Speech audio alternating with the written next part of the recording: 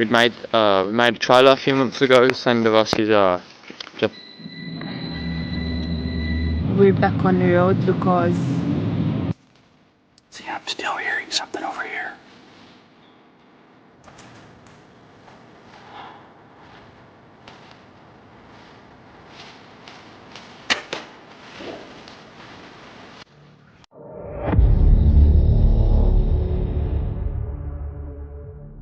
Indy Vanna Jones is a YouTuber and van life enthusiast who has long embraced the freedom, adventure, and simplicity of living in a micro camper. But on one unforgettable night, his home on wheels became the target of a brazen break-in that left him questioning just how safe life on the road really is. The day had been picture perfect.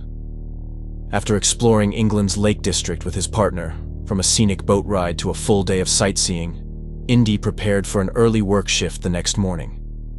He parked in a spot he'd used countless times before, a familiar location he trusted. Normally, he avoided it on weekends because it attracted street racers late at night. But on this Wednesday evening, he expected peace and quiet. That assumption didn't last. When several loud cars arrived after midnight, Indy decided to relocate. He moved to an industrial estate, surrounded by parked lorries and dim streetlights.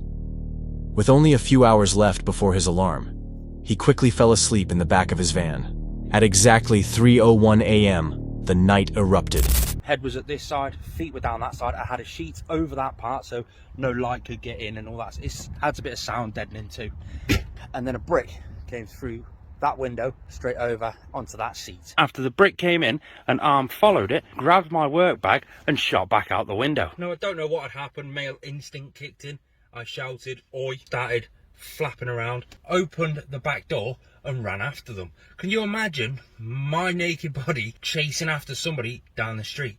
Before I got to them, they jumped in a van and then... A brick crashed through the side window, landing on the seat beside him. Before he could fully react, an arm reached in, snatched his work bag, and vanished into the dark. Running purely on instinct, Indy bolted outside, barefoot and unclothed, sprinting across the estate in pursuit. But the thief was already climbing into a waiting van, which sped away before Indy could close the distance. Breathless, Indy returned to his vehicle, only to discover things had gone from bad to worse. Now, whenever I'm in the van, I get my keys, find the lock button, and listen, the van is locked while I'm inside the van. However, there is a little latch down the side of the door to get out. So there's me out running down this industrial estate, trying my hardest to catch them, grab my work bag back. There's nothing really valuable in the work bag at all. A couple of tachograph cards and my water bottle, my headphones, my CPC card, just all the stuff a driver would need in his work bag. My lunch. Upon returning to the van though, the whole van's alarm system's going off. I tried to get in the back, realising instantly that I had no clothes on. Went round to the back, grabbed the door, it was locked. Hold on, what's happening here? The alarm's still going off at this time. Side door was locked. This door was locked. What am I going to do? The alarm's going off, drawing loads of attention to the van, while my naked ass is trying to get in the back doors. I jumped out the van, left the keys inside the van, and I'd gone running off. The van had locked itself because it was already locked before I got out. Luckily, to an extent, the side window was missing. A brick had just gone through. I had to crawl my naked butt through there into the back to get the keys to unlock the van, to disable the alarm system so that the alarm would stop going off, for me to then get back in the van, get myself sorted, figure out what to do, what's just happened. In his rush to give chase, he had left his keys inside. The automatic locking system had sealed every door, leaving him locked out as the alarm blared. There was only one way back in, through the jagged frame of the shattered window. Climbing carefully, he retrieved his keys, silenced the alarm, and began to take stock of what he'd lost. The stolen bag contained items essential to his work as a driver: tachograph and CPC cards, headphones, sunglasses, even his lunch.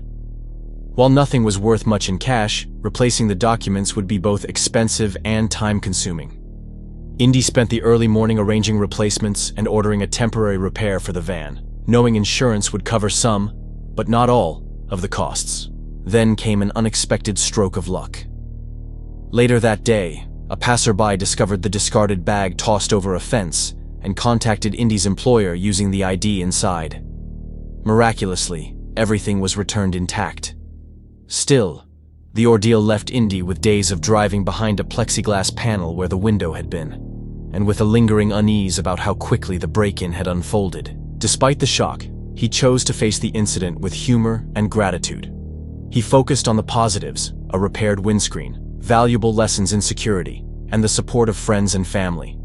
Determined never to be caught off guard again, he also resolved to add new protective measures, including CCTV cameras, to his camper. The incident underscored a hard truth about van life.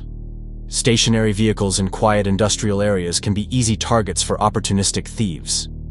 And the fact that the intruder had a getaway van waiting nearby suggested this was no random act. It was planned. For those who live on the road, the balance between freedom and safety is always delicate. Would you have risked confronting the thief to protect your belongings? Or stayed inside to avoid a potentially dangerous escalation? And more importantly, what if the intruder hadn't stopped at stealing the bag, but chosen to climb inside instead? For Chris and Charlene, their motorhome had always been a sanctuary, a place where adventure, stunning landscapes, and peaceful nights came together. From scenic overlooks to quiet forest campsites, their travels had been filled with joy and a deep bond with nature. But during one overnight stop in France, that sense of safety was shattered by an encounter that left them permanently more cautious on the road. The day began as so many others. They spent hours exploring the countryside before finding what seemed like the perfect spot to park, a hilltop surrounded by trees, complete with benches and a fire pit. As the sun went down, they lit a fire, shared dinner, and mapped out the next leg of their trip. Despite the chill in the air and a rising wind, the setting felt calm, inviting, and safe. There was just one problem. The sloping ground made it nearly impossible to sleep comfortably. After weighing their options, they decided to move to a flatter spot further down the hill. By the time they resettled, fatigue had taken over. They locked the doors, curled up for the night, and expected nothing more than quiet rest. We're back on the road because we couldn't sleep where we were. There were a lot of people outside our van and we didn't feel safe there, so we sleep and we heard a lot of noise coming from outside.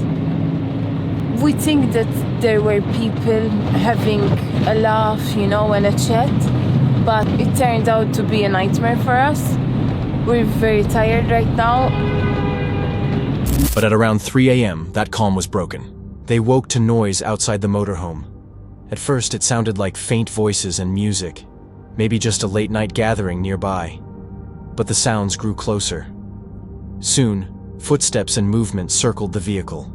And then came the first blow. Loud bangs reverberated through the night as several people began pounding on the motorhome from different sides. Their dog, Holly, erupted into frantic barking, sensing the danger. Chris and Charlene quickly realized they were surrounded. Heavy thuds shook the front of the van, followed by aggressive pounding along the sides. For a moment, Chris considered stepping outside to confront the group. But with multiple people outside, and no idea of their intentions, the risk was too great. Instead, they made a split-second decision: escape. Chris started the engine, and they sped away into the darkness, praying they weren't followed. After 15 tense minutes of driving aimlessly, they finally stopped somewhere that felt safe. Their adrenaline was still racing, making it difficult to process what had just happened.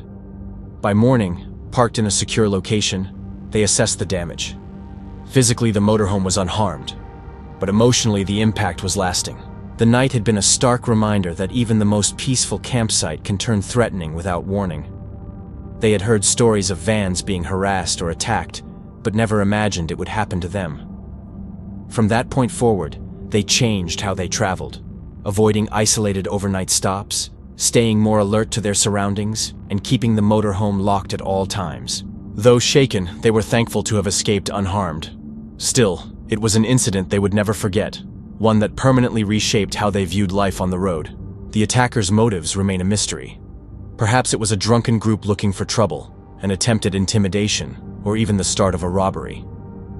The coordinated pounding from multiple sides suggested something intentional rather than random. If you were surrounded by strangers in the dead of night, would you stay inside and call for help? Or make the same split-second decision to flee? And what if the road ahead had been blocked before you could escape? The footage opens with a lone explorer returning to a remote section of forest. The uploader, who runs the YouTube channel Sooner Sasquatch, recalls an unsettling encounter here just 1 week earlier. And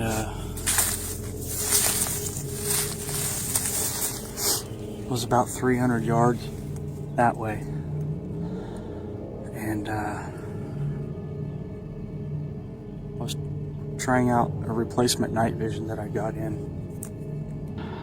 And I don't say it in the video, but something started walking towards me from my left, from off this way towards me, and you could hear the sticks breaking towards the end of the video, and it kind of freaked me out. I didn't say anything in the video, but I just shut the camera off and put everything up and left. It wasn't far from my vehicle.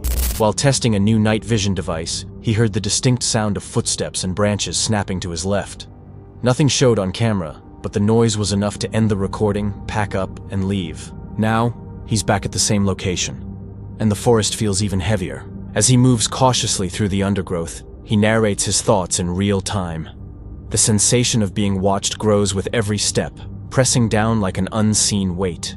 The woods are eerily silent, broken only by the occasional crack of a branch or faint rustle of leaves.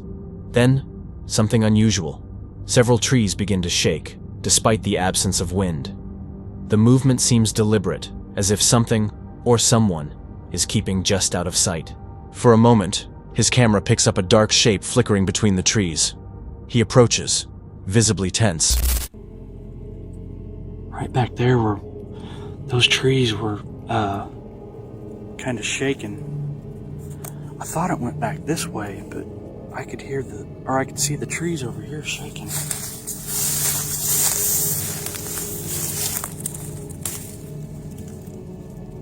See, I'm still hearing something over here.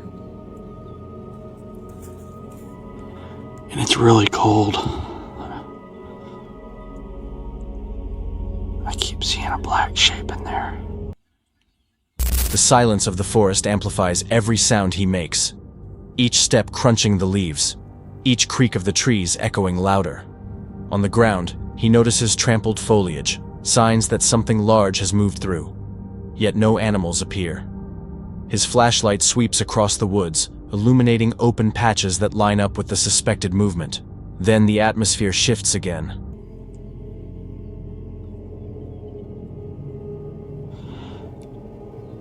There was a growl.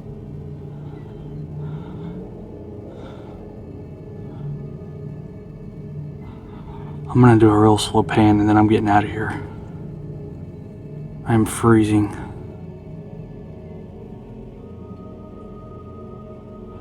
Whatever it was got quiet.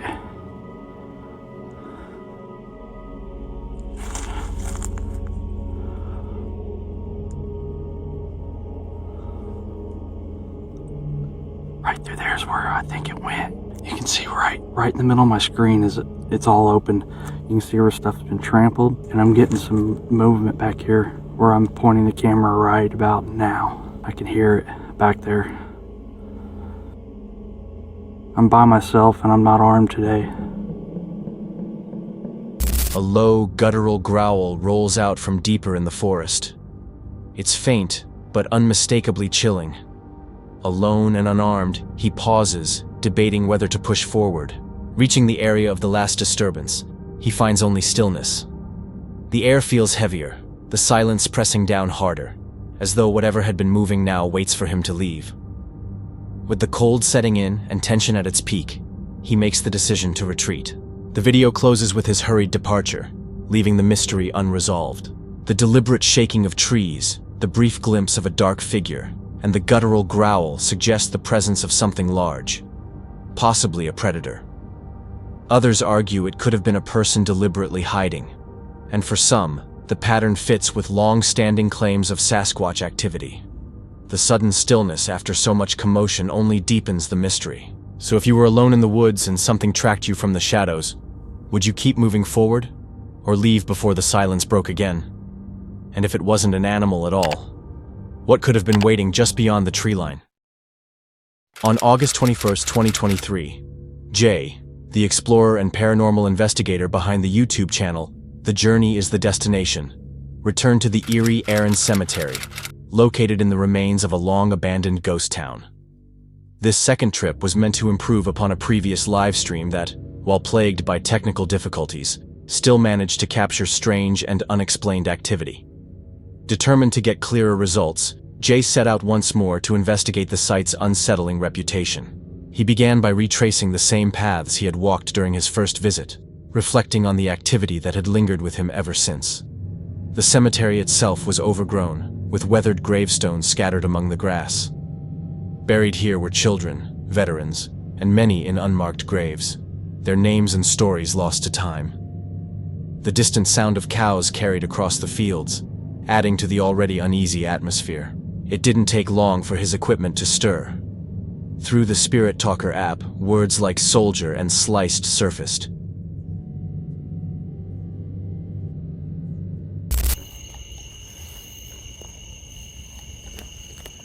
Is that one of the children buried here?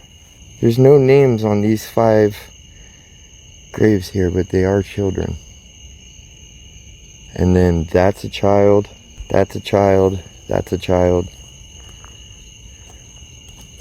No name on that one. Can't really read that. Terms Jay immediately linked to the military graves nearby. These messages, paired with the presence of unmarked burials, seemed to suggest spirits attempting to communicate. The moment also reignited a memory from his earlier visit, when he believed he had witnessed something shapeshift in the distance. A form that seemed to change right before his eyes. That experience came rushing back as the same references began to surface again. Shapeshifter, and phrases that hinted at transformation. They take other forms. They take other forms? The shapeshifters? Oh my god, I'm freaking out right now. Especially knowing that I've had some experiences out here and I've seen some stuff I can't explain out here.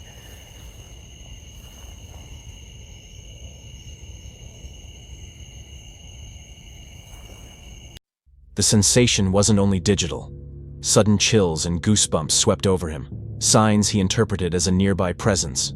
As the investigation deepened, more disturbing terms emerged. Dance, she killed, and hunter.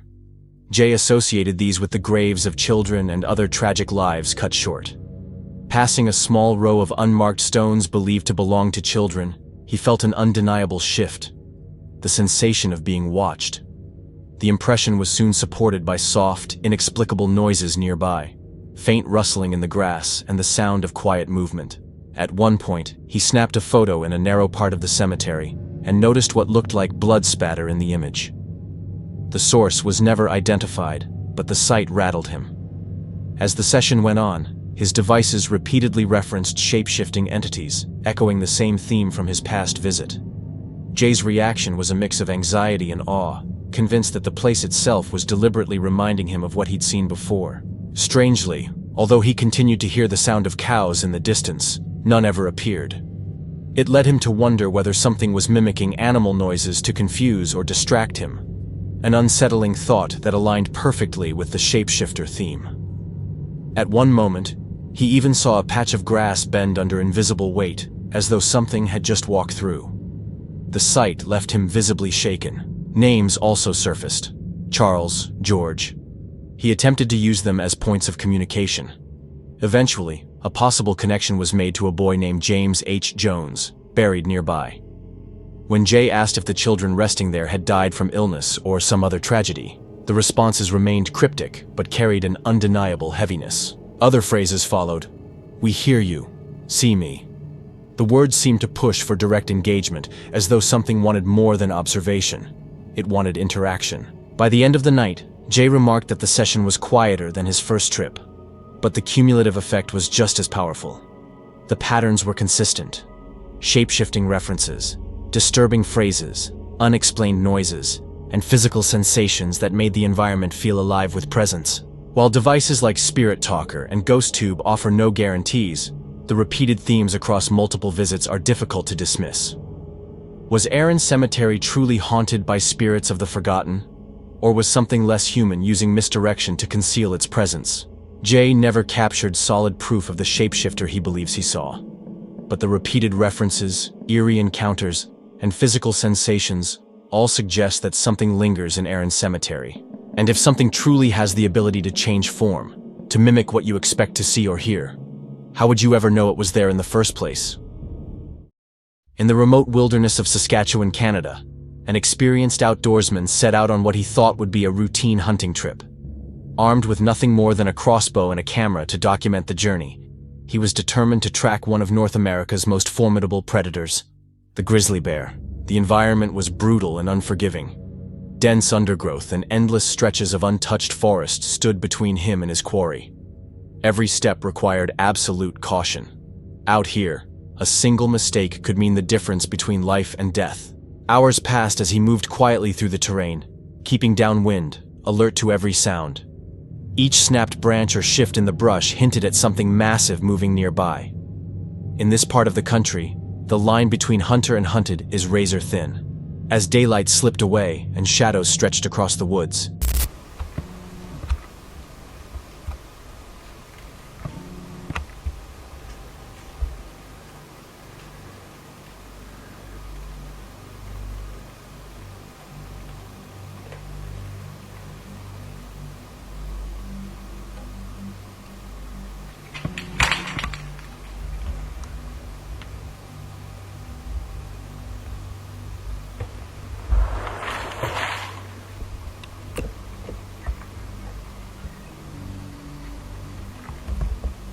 an unnatural silence fell.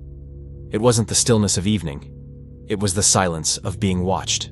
And then, through the trees it appeared, a massive grizzly, easily 800 pounds or more, only yards away. Its sheer size was staggering. The hunter froze as the animal locked eyes with him. Neither moved, neither blinked. For a moment that felt endless, they stood in a silent standoff. His pulse thundered in his ears. The bear wasn't afraid.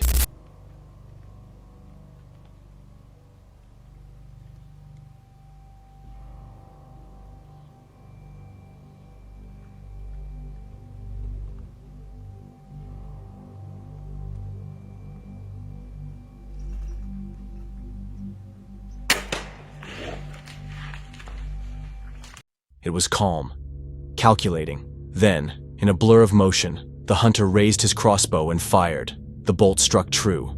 The bear staggered, reeling from the impact. For a suspended moment, time seemed to stop. Then its strength began to fail. Finally, the giant collapsed. And just like that, the forest exhaled. The wind returned, rustling the branches overhead.